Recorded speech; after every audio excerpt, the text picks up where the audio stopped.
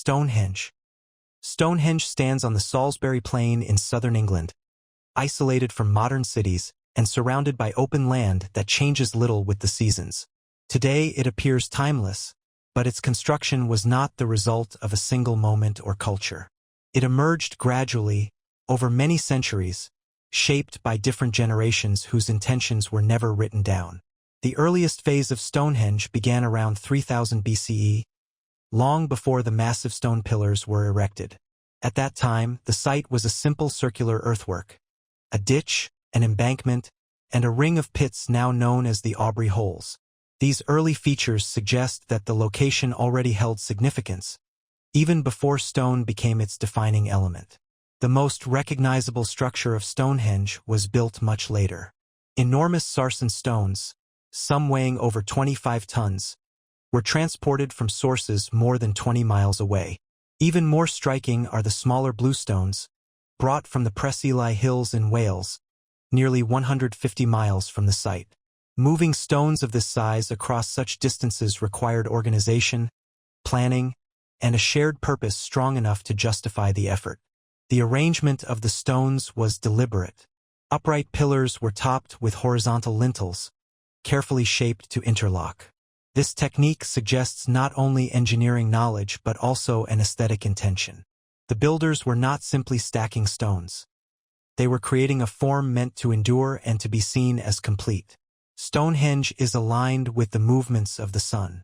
During the summer solstice, the rising sun appears directly above the heelstone when viewed from the center of the circle. In winter, the setting sun aligns in the opposite direction. These alignments indicate an awareness of seasonal cycles and a desire to embed them into the structure itself. However, the presence of solar alignment does not fully explain the site's broader purpose. Archaeological evidence shows that Stonehenge was connected to human remains. Cremated burials have been discovered within and around the monument, suggesting that death and remembrance played a role in its use. At the same time, nearby sites such as Dynton Walls appear to have been places of gathering and feasting, possibly linked to the same cultural landscape. Stonehenge may have stood at the center of a wider ceremonial system rather than functioning alone. What makes Stonehenge especially difficult to interpret is its long history of modification. Stones were rearranged, removed, and repositioned over hundreds of years. This suggests that its meaning was not fixed. Each generation may have inherited the structure and adapted it to new beliefs, new rituals, or new social needs. No written language survives from the people who built Stonehenge. Everything known about it comes from physical traces: stones, soil, bones, and alignments. From these fragments, researchers can reconstruct methods and timelines, but intention remains elusive. The monument resists a single explanation because it was likely never meant to serve just one role. Stonehenge endures because it was built to last, but also because its purpose was never fully defined by function alone. It was shaped by time, memory, and repeated human presence. Today, it stands not as a solved puzzle, but as evidence of a complex relationship between people, landscape, and meaning, one that cannot be reduced to a single reason. The Great Pyramid of Giza. The Great Pyramid of Giza rises from the Giza Plateau as the most enduring symbol of ancient Egypt and one of the most studied structures in human history. Built during the reign of Pharaoh Khufu around 2600 BCE, it once stood at approximately 146 meters tall, making it the tallest man-made structure in the world for nearly 4,000 years. Despite centuries of research, excavation, and measurement, its deeper purpose and internal logic remain only partially understood. Unlike later pyramids, the Great Pyramid contains no inscriptions, no wall reliefs, and no texts that explain its construction or intended function. Its interior is strikingly minimal. A narrow descending passage leads deep into the bedrock, while ascending corridors guide toward two primary chambers: the King's Chamber and the so-called Queen's Chamber.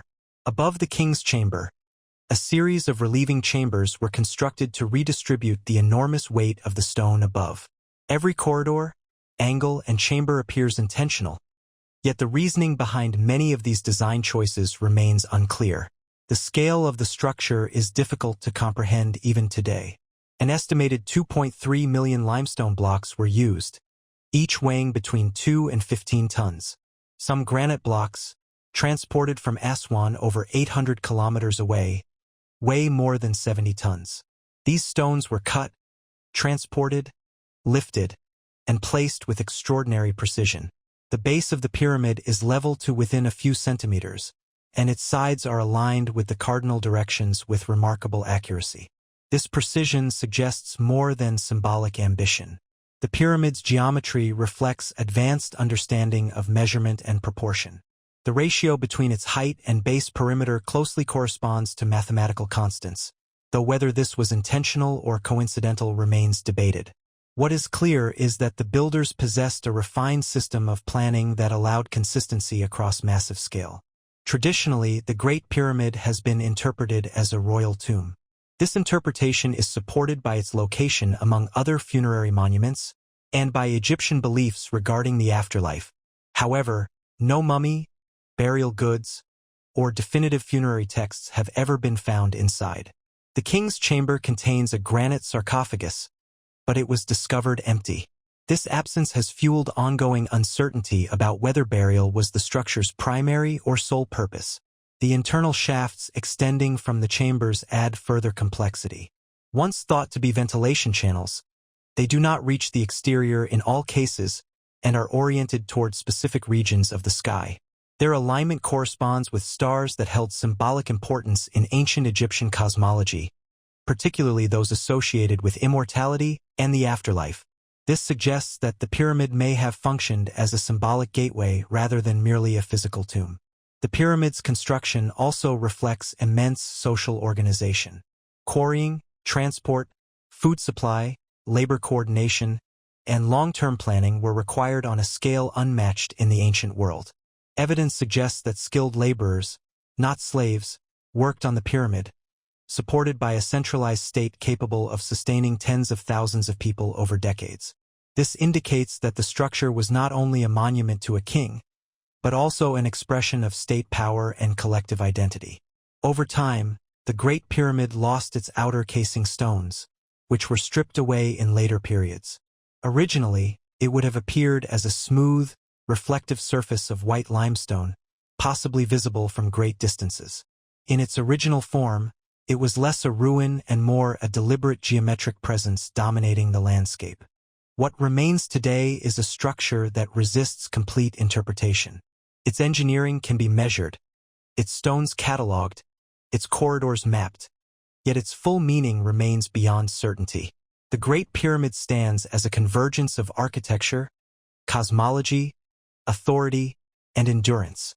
It was built to last beyond its builders, and in doing so, it preserved a silence that modern study has never fully broken. When viewed not as a puzzle to be solved but as a statement carved into stone, the Great Pyramid becomes something more restrained and more profound. It is a structure whose reason was strong enough to justify unprecedented effort, yet subtle enough to leave no final explanation behind. Göbekli Tepe. Göbekli Tepe is located on a limestone ridge in southeastern Turkey, overlooking a landscape that has changed little since the end of the last ice age. Discovered in the 1960s and systematically excavated only decades later, it predates Stonehenge and the Great Pyramid by several millennia. Radiocarbon dating places its earliest construction around 9,600 BCE, a time when human societies are believed to have lived primarily as mobile hunter-gatherers. The site consists of multiple circular and oval enclosures, each defined by massive T-shaped stone pillars arranged around a central pair. Some of these pillars reach over 5 meters in height and weigh several tons. They were quarried, shaped, and transported using stone tools alone, without metal, wheels, or domesticated animals. The labor required to create such structures implies a level of coordination not typically associated with societies of this period. The pillars of Göbekli Tepe are carved with detailed reliefs of animals, including foxes, snakes, birds, boars, and insects. These carvings are not random decorations. They appear repeatedly across different enclosures, suggesting a shared symbolic system. Many pillars also feature abstract symbols and human-like forms, including arms and hands carved in low relief, giving the impression that the stones themselves represent stylized human figures. No clear evidence of permanent habitation has been found at the site. There are no hearths, domestic structures, or signs of long-term living spaces. Instead, Göbekli Tepe appears to have been a place people traveled to rather than lived in. This distinction is significant, as it suggests the site served a purpose separate from daily survival activities. Over time, each enclosure was deliberately filled in with stone rubble, animal bones, and soil. This was not the result of abandonment or collapse. The fillings were intentional, preserving the structures beneath. New enclosures were then built nearby, following similar patterns but with variations in design. This cycle of construction and burial occurred repeatedly over centuries. The absence of agricultural evidence at Göbekli Tepe challenges long-held assumptions about early human development.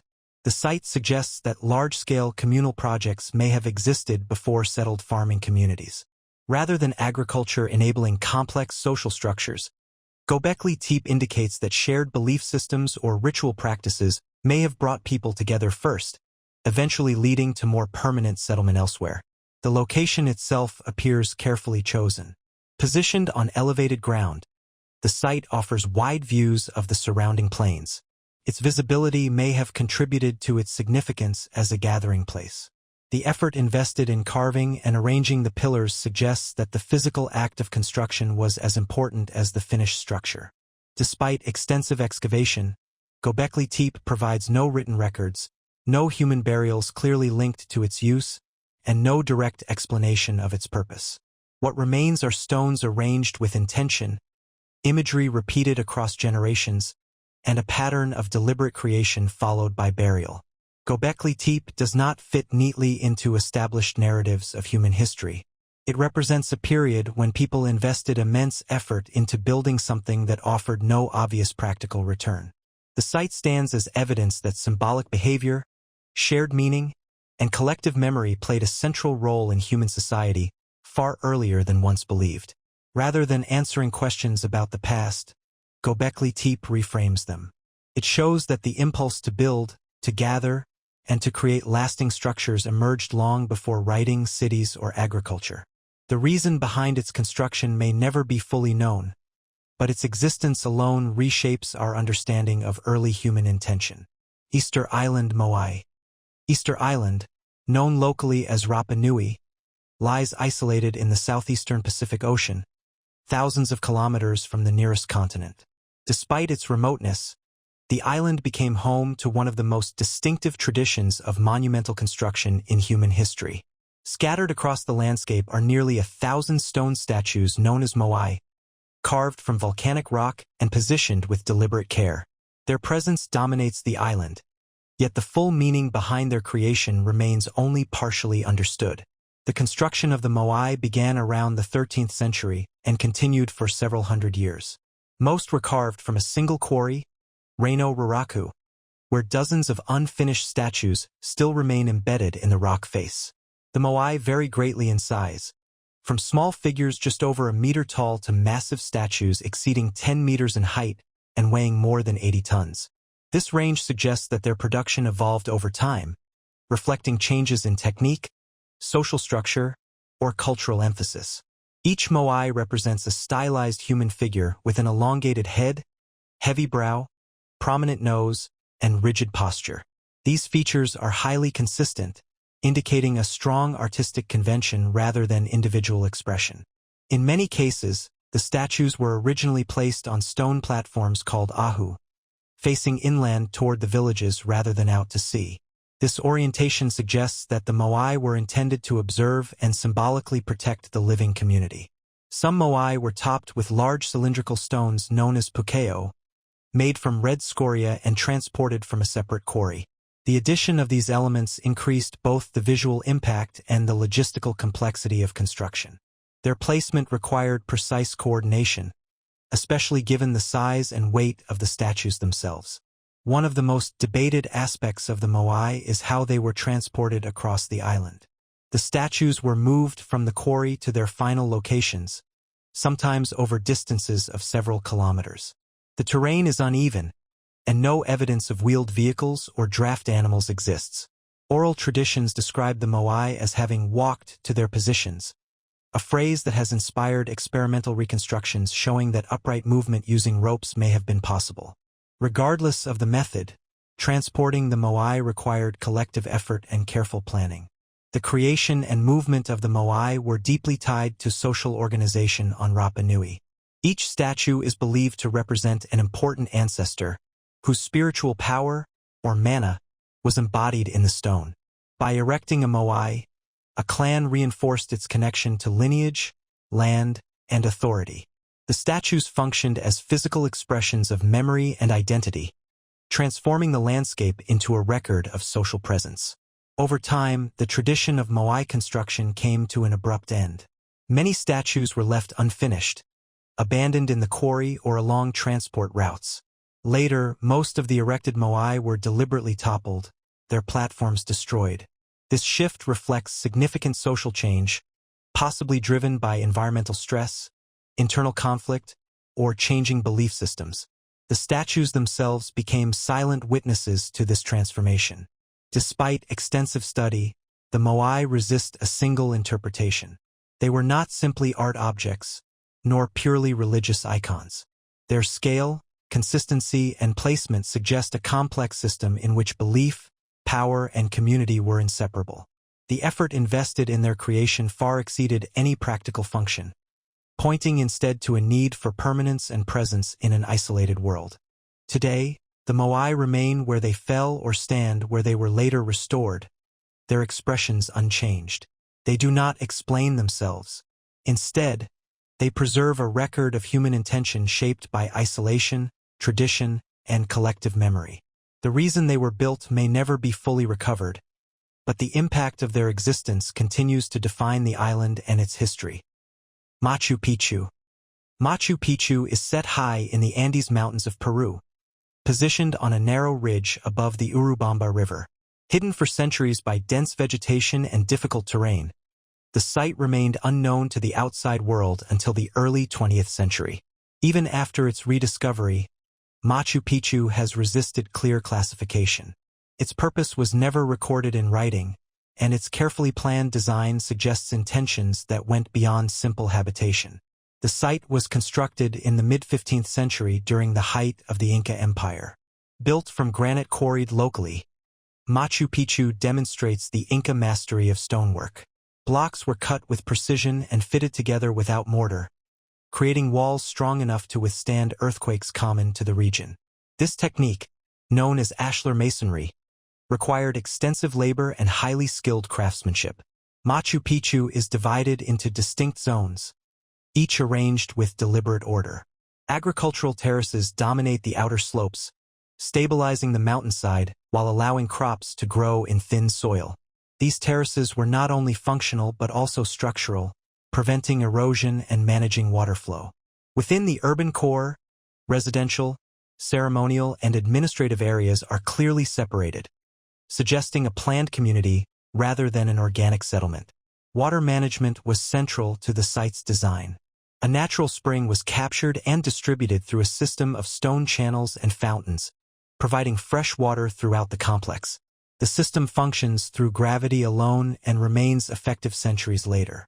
This careful control of water indicates that Machu Picchu was intended for long-term use, not as a temporary refuge. Several structures within Machu Picchu display astronomical alignment. The Intihuatana stone, often described as a ritual stone, is precisely carved and positioned to interact with sunlight during solstices. Other buildings, such as the Temple of the Sun, incorporate windows aligned with specific solar events. These features suggest that observation of celestial cycles played an important role in the site's use. Despite its sophistication, Machu Picchu lacks evidence of large-scale economic activity. There are no marketplaces, no extensive storage facilities, and no signs of heavy craft production. This absence implies that the site was not a commercial center or major urban hub. Instead, it appears to have served a more controlled and specialized function. Archaeological findings indicate that Machu Picchu was inhabited by a relatively small population.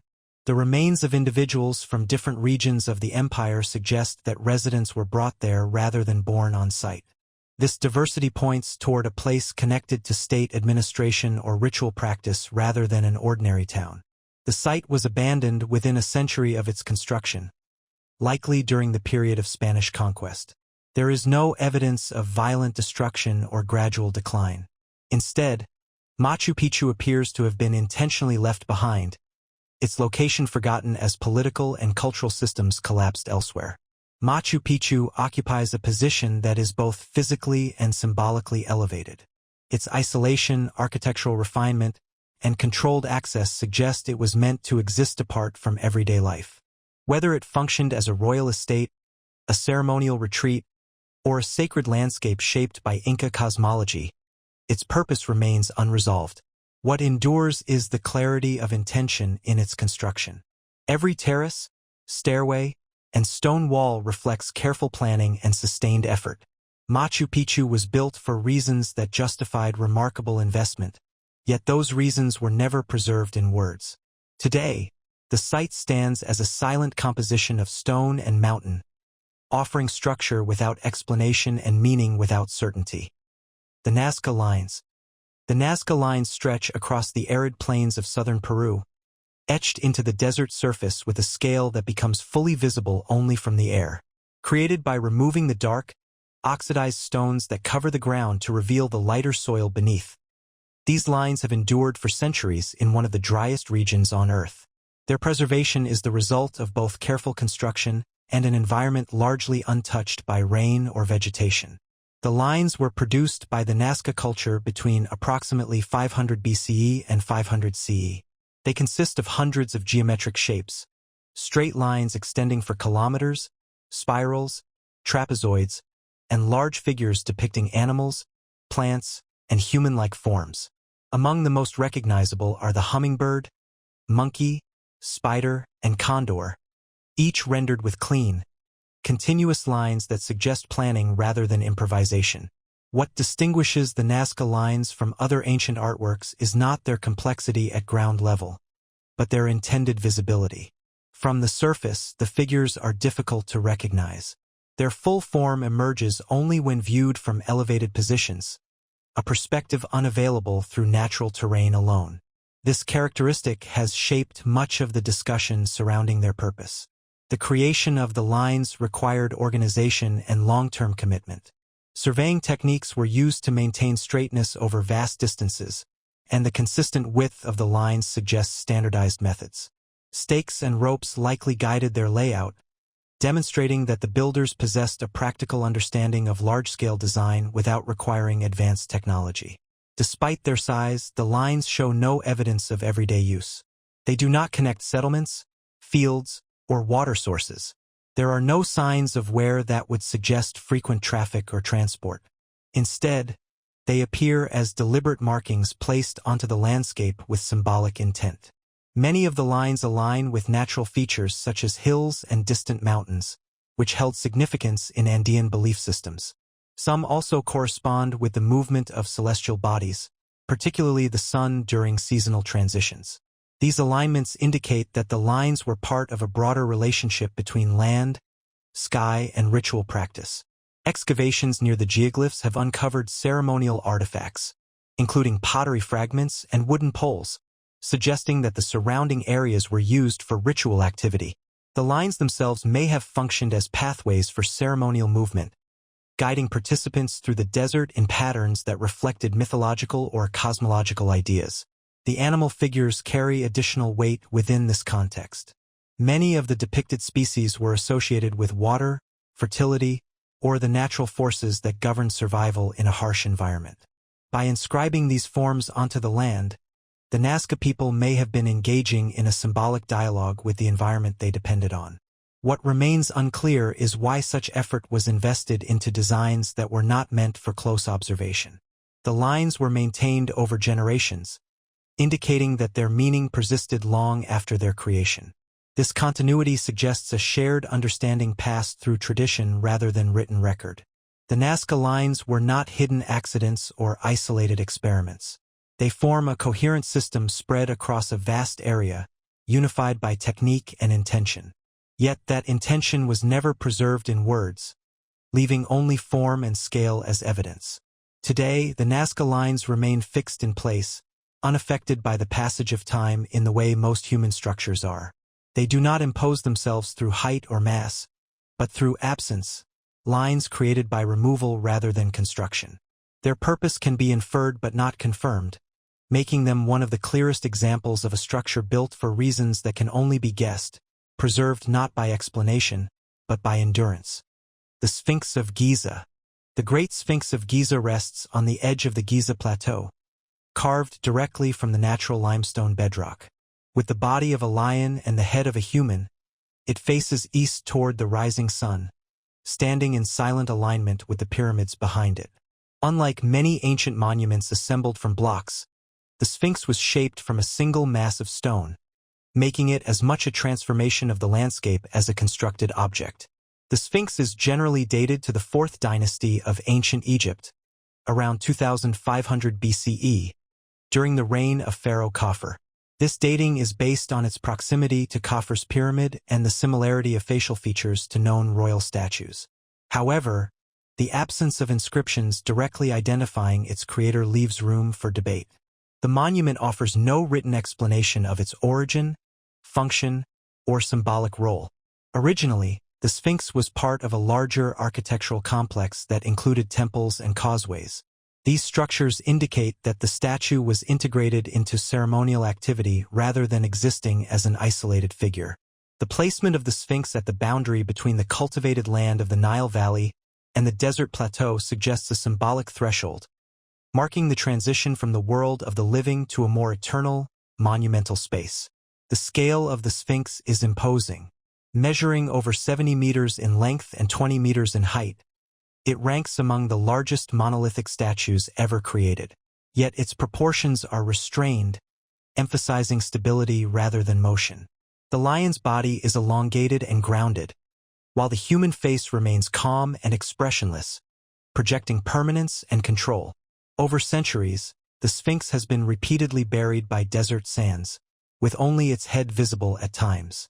These cycles of burial and excavation protected parts of the monument while eroding others. The body, composed of softer limestone layers, has suffered significant weathering, while the head remains comparatively intact. Restoration efforts throughout history reflect the enduring importance of the statue across multiple periods of Egyptian civilization. The missing nose of the Sphinx has become one of its most recognizable features. While often attributed to later damage, its loss occurred long after the statue's original construction. Despite this, the Sphinx's identity remained intact, continuing to function as a recognizable and meaningful presence in the landscape.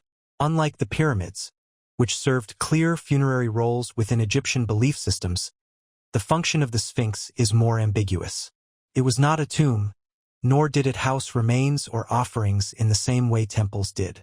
Its role appears symbolic rather than practical, acting as a guardian figure associated with royal power and solar worship. The Sphinx's alignment with the rising sun reinforces its connection to cosmic order. In ancient Egyptian belief, the sun was a central force of renewal and continuity. By facing east, the Sphinx becomes part of a daily cycle, interacting with light in a way that reinforces its association with eternity. What distinguishes the Sphinx from other royal monuments is its silence. No texts explain its symbolism, no reliefs describe its purpose. It remains a monumental assertion without commentary, a figure designed to be seen and recognized rather than read or interpreted through instruction. Today, the Sphinx endures as both a familiar image and an unresolved structure. Its presence is inseparable from the Giza Plateau, yet it does not explain itself. It stands as a reminder that not all monuments were built to communicate directly. Some were created to exist, to watch, and to persist beyond understanding. Carnac Stones. The Carnac Stones stretch across the landscape of Brittany in northwestern France, forming one of the largest and most extensive collections of standing stones in the world. Spread over several kilometers, the site consists of more than 3,000 megaliths arranged in long, parallel rows. Unlike isolated stone circles or single monuments, Carnac presents itself as a system, repeating patterns across open land with a scale that suggests long-term planning rather than spontaneous construction. The stones were erected during the Neolithic period, roughly between 4500 and 3300 BCE. This places Carnac among the earliest monumental landscapes in Europe. The builders left no written records, no carvings explaining their intentions, and no definitive evidence of a central organizing authority. What remains is a vast field of stones varying in height, shape, and arrangement, unified by repetition and orientation. Most of the stones, known as menhirs, are made of local granite. Some stand only a meter tall, while others rise over 4 meters above the ground. They are arranged in straight lines that subtly curve with the terrain, maintaining alignment despite changes in elevation. This suggests careful surveying and a deliberate relationship between the stones and the surrounding land. The Carnac alignments are divided into several main groups, including the Menek, Kermerio, and Kurliskan alignments. Each group follows its own pattern, yet all share a consistent directional logic. In many areas, the rows begin with larger stones that gradually decrease in size as they extend outward. This graduated structure implies a visual hierarchy, guiding the eye along the lines and reinforcing a sense of order. Despite extensive archaeological study, no clear evidence links the stones to domestic life. There are no nearby settlements large enough to explain their scale, nor signs that the alignments served as boundaries, fortifications, or infrastructure. The stones appear to exist for their own sake, dominating the landscape without offering practical utility. Excavations around Carnac have uncovered burial mounds, dolmens, and stone chambers in the surrounding region, indicating that the area held long-term significance. However, the alignments themselves contain few artifacts. This absence complicates interpretation, as the stones were not clearly associated with offerings, graves, or everyday activity. Over the centuries, many stones have been removed, toppled, or reused in later construction, altering the original appearance of the site. Even so, the remaining alignments retain their overwhelming presence. Walking alongside them creates a sense of repetition and continuity, as if the stones were meant to be experienced through movement rather than observation from a single point. The effort required to quarry, transport, and erect thousands of stones would have demanded coordinated labor across generations. This level of investment suggests that the alignments held enduring importance, passed down through shared tradition rather than written instruction. Their meaning must have been reinforced through repeated use or ritual, even if the specific practices have been lost. The lack of clear astronomical precision in the alignments distinguishes Carnac from other megalithic sites. While some orientations correspond loosely with solar events, the overall system resists a purely calendrical explanation. The stones do not point to a single moment in time, but instead create a landscape defined by direction, rhythm, and scale. What remains most striking about Carnac is its refusal to resolve into a single function. It is not a temple, not a cemetery, and not a settlement. It is a constructed environment that transforms empty land into something structured and intentional. The stones impose order without explanation, turning space itself into a monument. Today, the Carnac stones continue to stand in long, silent rows, shaped by weather and time but largely unchanged in purpose. They remain one of the clearest examples of a structure built for reasons that cannot be fully recovered, defined not by what they contain, but by their presence across the land. Baalbek Trilithon. The Baalbek Trilithon forms the foundation of the Temple of Jupiter in present-day Lebanon, within the ancient city once known as Heliopolis. While the visible ruins above ground are Roman, the massive stone blocks beneath them stand apart in both scale and character. These stones are among the largest ever used in human construction, and their presence raises questions that extend beyond conventional architectural explanation. The Trilithon consists of 3 enormous limestone blocks, each measuring approximately 19 meters in length, 4 meters in height, and weighing an estimated 800 tons. They are set with extraordinary precision into the retaining wall of the temple platform, positioned several meters above ground level. Nearby, in the same quarry, lie even larger stones that were never fully transported, including blocks weighing over 1,000 tons.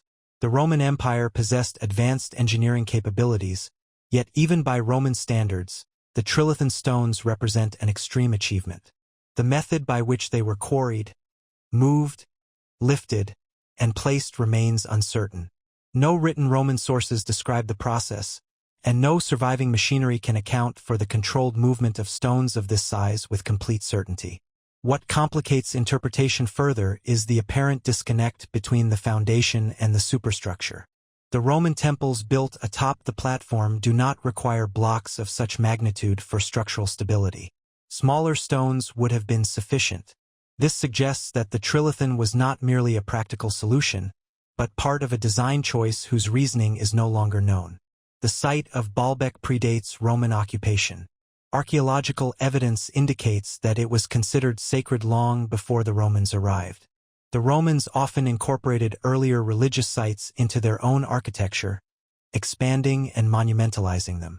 It is possible that the foundation was constructed to elevate and formalize an already significant location, rather than to serve purely engineering needs. The precision with which the Trilithon stones were fitted is notable. The joints between blocks are so tight that even modern tools struggle to insert measuring instruments between them. This level of accuracy required not only strength, but advanced planning and control throughout every stage of construction. Despite centuries of study, the sequence of construction remains unclear. Some researchers propose that the foundation may incorporate earlier building phases later modified by Roman engineers. Others argue for a single, unified project executed during the Roman period. The absence of inscriptions or construction records prevents a definitive conclusion. The scale of the Trilithon alters how the entire site is perceived. Rather than serving as a simple base, the foundation itself becomes a monument. It draws attention not upward to the temple columns, but sideways and downward, toward the stones that carry the weight of everything above. Over time, Baalbek endured earthquakes, invasions, and partial destruction, yet the Trilithon remains intact. Its durability reinforces the sense that it was built with permanence in mind, designed to outlast both rulers and religious systems. Today, the Baalbek Trilithon stands as a reminder that monumental construction does not always follow practical logic alone. The effort invested in these stones exceeds what necessity demands. Their presence suggests a reason rooted in symbolism, authority, or reverence. One that justified extreme measures but left no explanation behind. Puma Punku. Puma Punku is located on the high plateau of western Bolivia, near the shores of Lake Titicaca, at an elevation of nearly 4,000 meters above sea level. It forms part of the larger Tiwanaku archaeological complex, yet it stands apart in both style and construction. Unlike monumental stone structures built upward, Puma Punku appears fragmented and horizontal, as if the remains of a carefully designed system that was never meant to resemble a traditional temple or pyramid.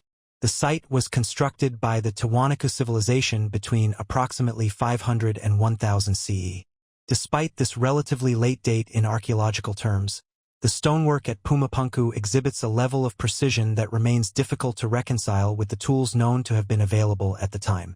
Large blocks of andesite and sandstone were cut into complex geometric shapes, many featuring sharp right angles, smooth surfaces, and standardized dimensions.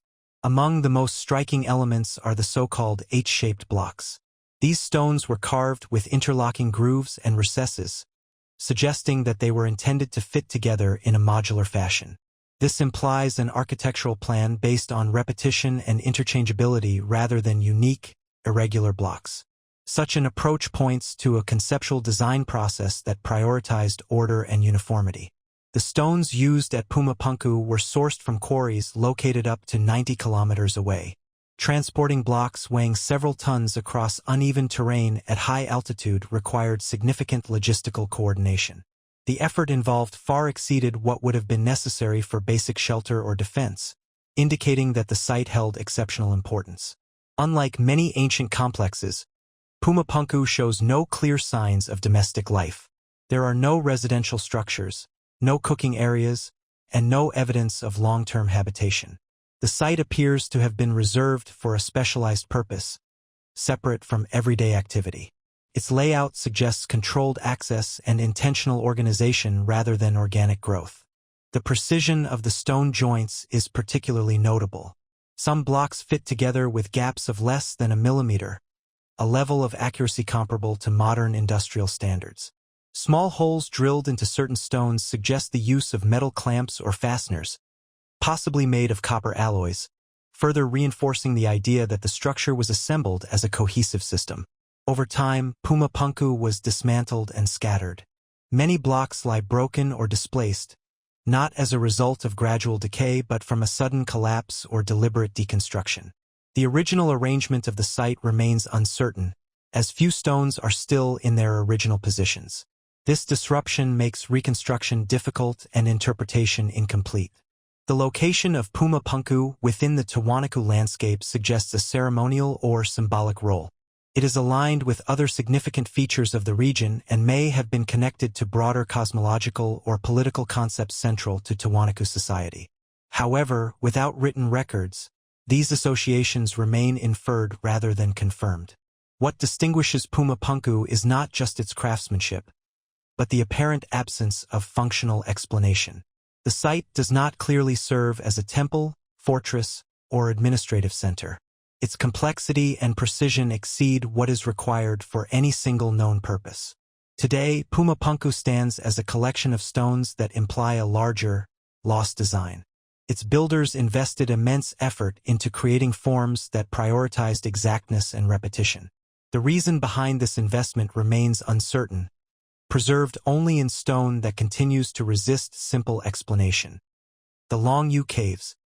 The Longyou Caves are located in Zhejiang province in eastern China, hidden beneath farmland and quiet villages. For centuries, they remained completely unknown, sealed and filled with water, leaving no trace of their existence on the surface. They were only discovered in 1992, when local residents decided to drain a pond that was believed to be bottomless. As the water level fell, a vast artificial cavern slowly emerged. What was revealed was not a natural formation, but a complex of enormous underground chambers carved entirely by human hands. To date, more than 24 caves have been identified, each excavated directly into solid siltstone. Every cave is massive in scale, some reaching depths of over 30 meters and covering thousands of square meters. The volume of stone removed to create them would have required years of sustained labor, yet no historical records mention their construction.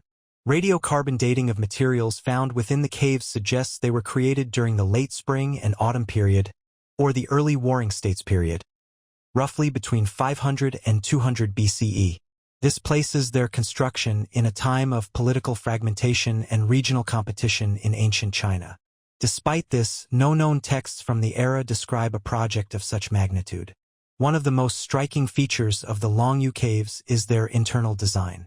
The walls, ceilings, and pillars are all marked with parallel chisel patterns, angled uniformly across every surface. These markings are consistent in direction and spacing, suggesting a standardized technique applied throughout the entire complex.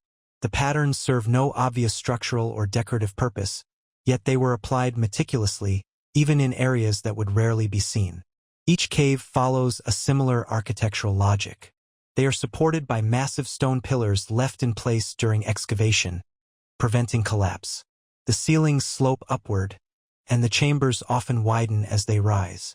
Despite their size, the caves are stable, showing no signs of structural failure after more than 2,000 years. No evidence of long-term habitation has been found inside the caves. There are no soot marks from fires, no living quarters, and no signs of daily activity. The caves do not appear to have been used as shelters, storage spaces, or tombs.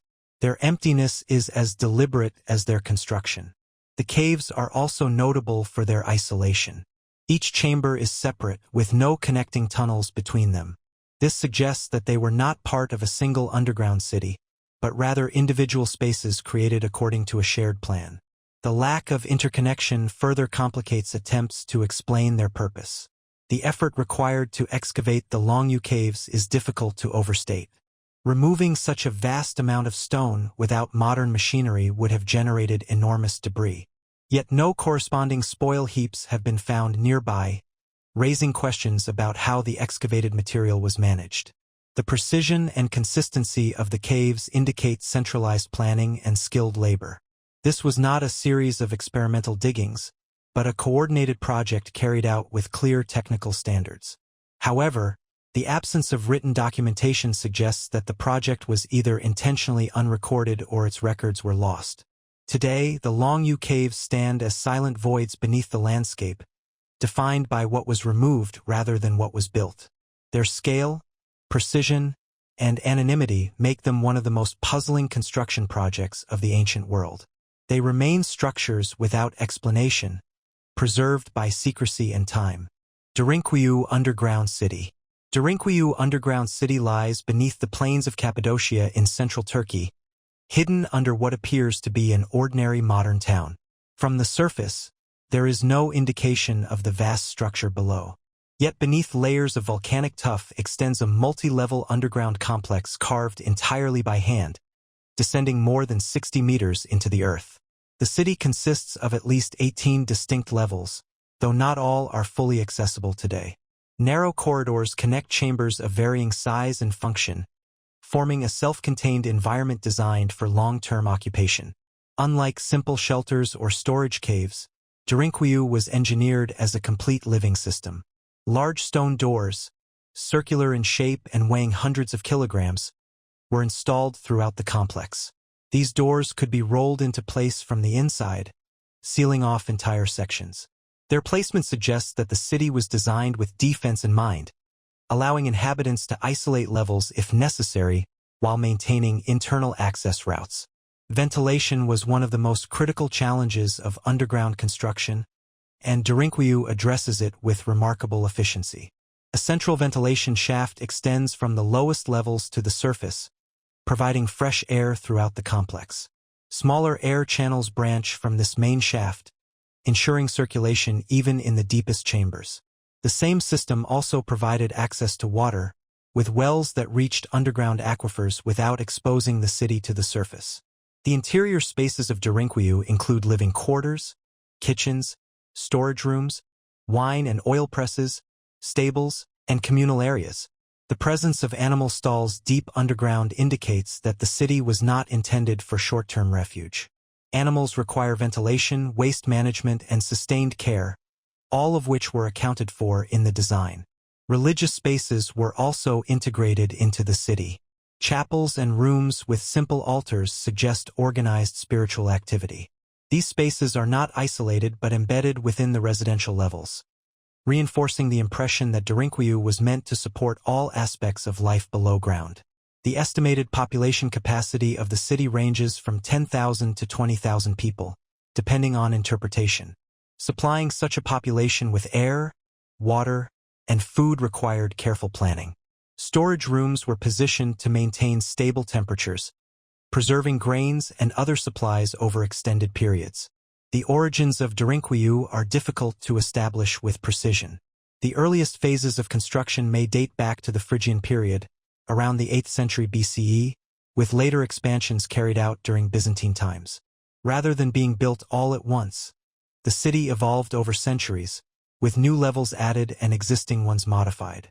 Despite its scale, Derinkuyu contains no inscriptions explaining its purpose. There are no records detailing who ordered its construction or why such an extreme solution was chosen. What is clear is that the city was not designed for daily, visible life. Its architecture prioritizes concealment, control of access, and internal sustainability. The city's layout discourages rapid movement. Low ceilings, narrow passages, and sharp turns limit visibility and slow progress. This design may have served to protect inhabitants by restricting intruders, but it also reinforces a sense of separation from the surface world. Derinkuyu was connected to other underground settlements through long tunnels, forming a broader subterranean network across Cappadocia. These connections suggest that underground life was not an isolated experiment, but part of a regional system adapted to specific historical pressures. What distinguishes Derinkuyu from other ancient structures is the scale of commitment it represents. Entire generations invested labor into spaces never meant to be seen from the surface.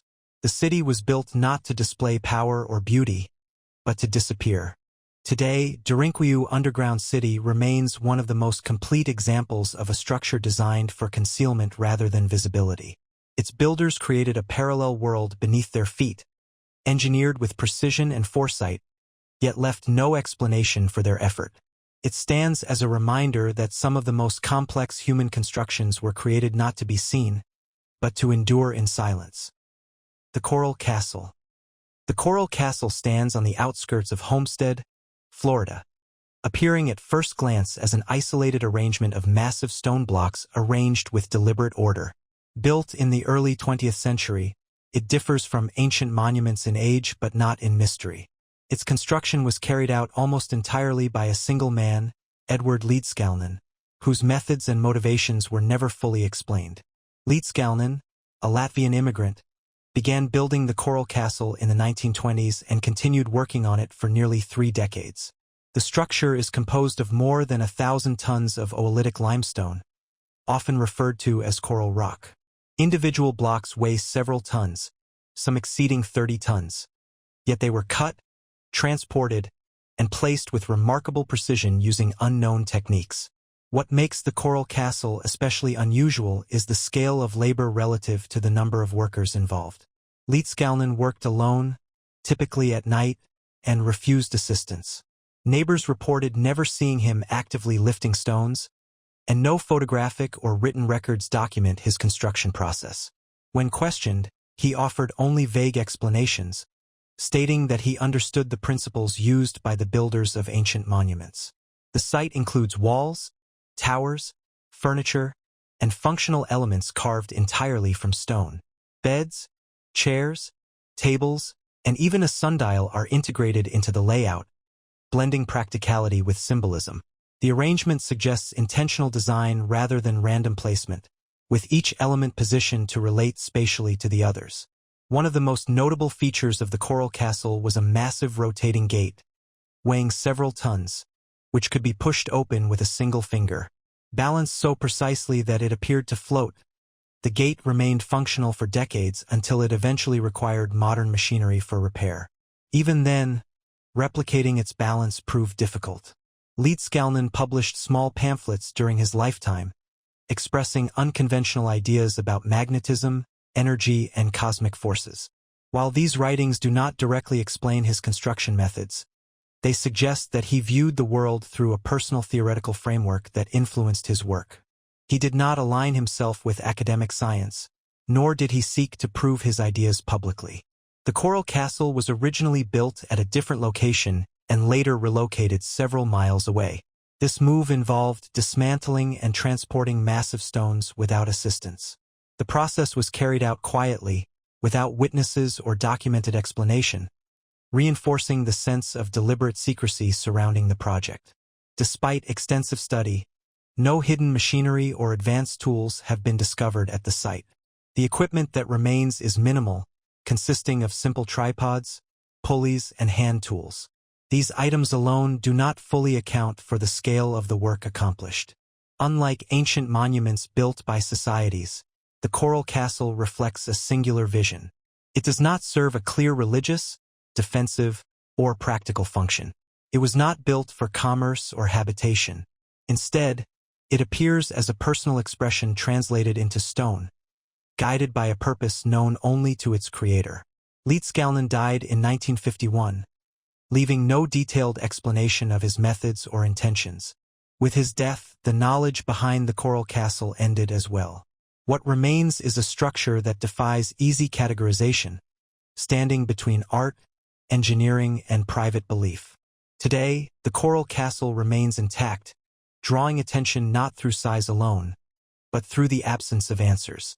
It stands as a modern example of a structure built for reasons that can only be guessed, shaped by dedication, silence, and an intention never fully revealed. Yonaguni Monument. The Yonaguni Monument lies beneath the waters surrounding Yonaguni Island, the westernmost point of Japan. Discovered in 1986 by a local diver, the structure rests at depths ranging from 5 to 25 meters below sea level. At first glance, it appears as a massive stepped formation rising from the seabed, composed of sharp edges, flat plains, and angular terraces that contrast strongly with the surrounding natural reef. The monument is carved from sandstone bedrock native to the region. It is not assembled from separate blocks, but shaped directly from a single geological mass. This fact places the Yonaguni structure in a category distinct from most submerged ruins. It is not a collapsed city or sunken harbor, but a transformed section of the seafloor itself. The visible structure spans approximately 150 meters in length and 40 meters in width, making it one of the largest known underwater formations of its kind. Its most prominent feature is a broad, flat platform bordered by steep, straight drops resembling staircases. These steps descend in uniform increments, creating terraces that appear deliberately shaped rather than eroded randomly. Several elements within the structure suggest intentional modification. Rectangular depressions, straight grooves, and sharp internal angles recur across the site. Some surfaces are smooth and planar, intersecting at near-perfect right angles. In natural formations, such regularity is uncommon at this scale, particularly when repeated consistently across multiple features. Additional features include what appear to be road-like channels, narrow passages, and elevated platforms.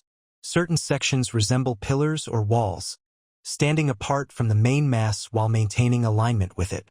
The overall layout suggests coherence, as though the structure was shaped according to an overarching design rather than isolated processes. The monument's orientation is also notable. Its primary axis aligns roughly with cardinal directions, and some terraces face toward the open sea while others face inland. This orientation mirrors intentional placement seen in terrestrial monumental architecture, though no definitive cultural attribution has been established. Geologically, the region is prone to tectonic activity. Earthquakes and seismic uplift have shaped the Ryukyu Islands for millennia. This has led some researchers to argue that the Yonaguni Monument is a natural formation, produced by fracturing along bedding planes and joints within the sandstone. The rock naturally splits along straight lines, and erosion can exaggerate these fractures over time. However, this explanation does not fully account for the combination of features present. While individual straight edges may occur naturally, the cumulative presence of terraces, steps, flat platforms, and geometric consistency challenges a purely geological interpretation.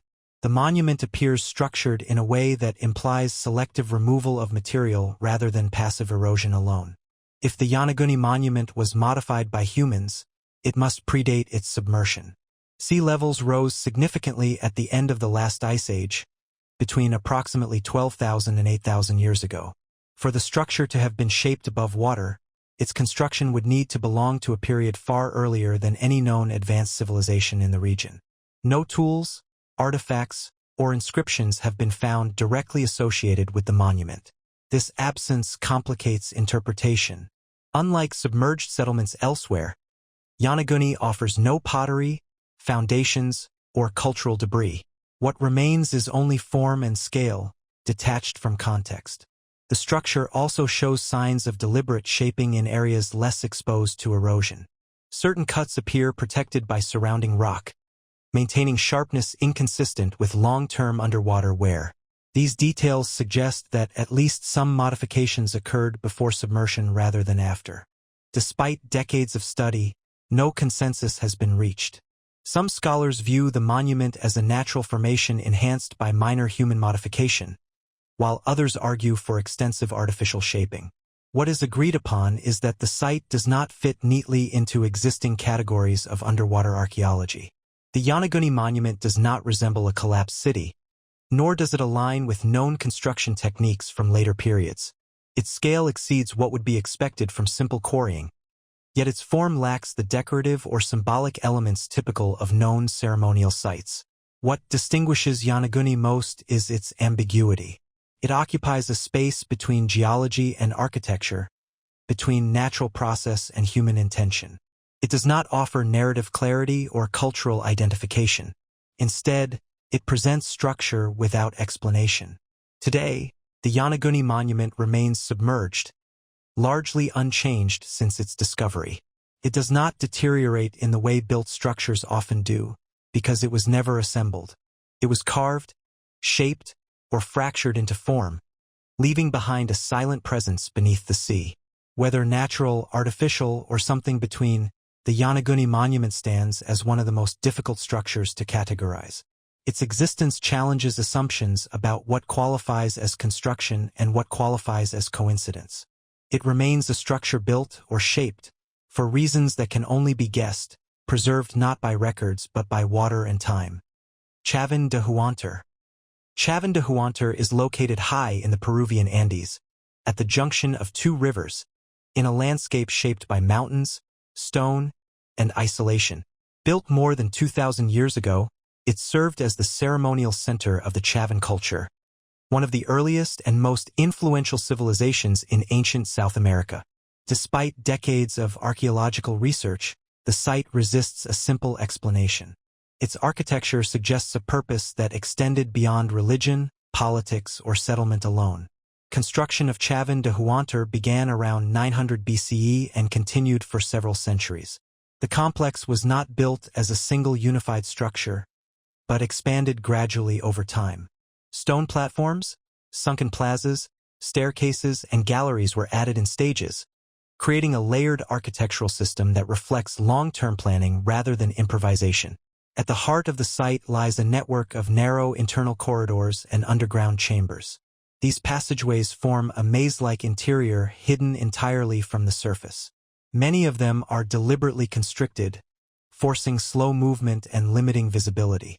The absence of natural light transforms the interior into a controlled sensory environment, where sound and space become dominant elements.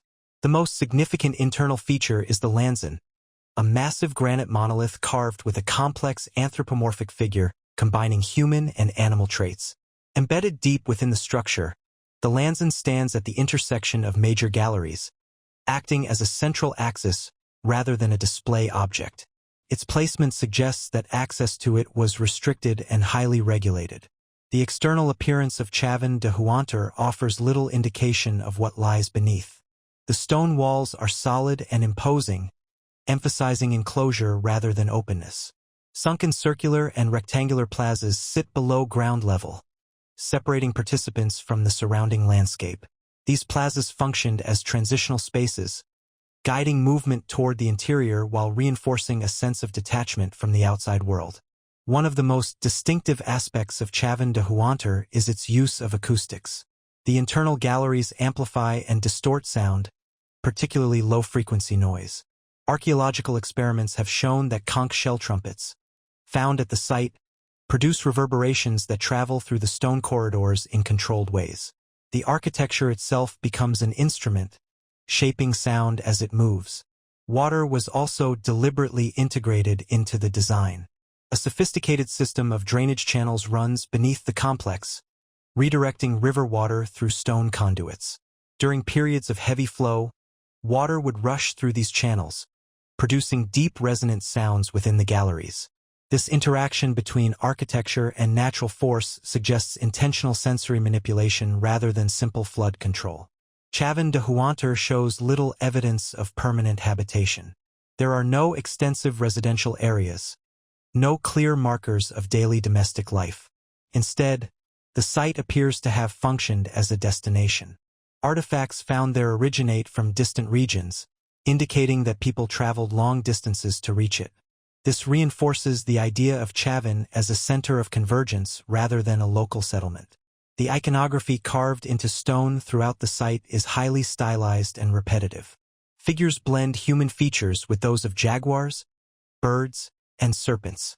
These images are not narrative scenes but symbolic forms, repeated with variation across surfaces. Their placement within narrow corridors rather than open spaces suggests that they were meant to be encountered gradually, not observed all at once. Over time, the site was deliberately modified.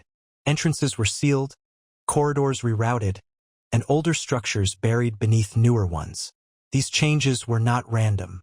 They reflect controlled transformation, suggesting that access and experience were continuously redefined by those who maintained the complex. Chavín de Huántar was eventually abandoned, though not violently destroyed. Its influence, however, spread far beyond its physical boundaries. Artistic styles, religious motifs, and architectural concepts associated with Chavín appear across much of ancient Peru, long after the site itself fell silent.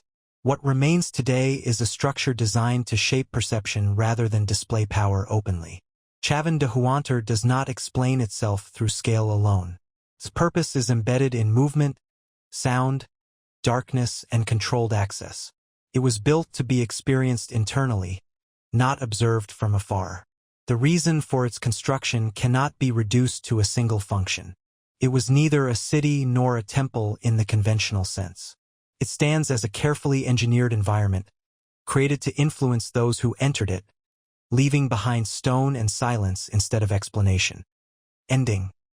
These structures remain where they were left, shaped by intention but separated from explanation. Stone, earth, and space preserve traces of decisions that were never written down. What survives is not an answer, but evidence of human effort directed toward meanings we can no longer fully access. If this journey through uncertain architecture resonated with you, consider leaving a like and subscribing to the channel. Your support helps this project continue. Share your thoughts in the comments and tell us which structure stayed with you the most. And if you found this video worth reflecting on, feel free to share it with others. Thank you for watching.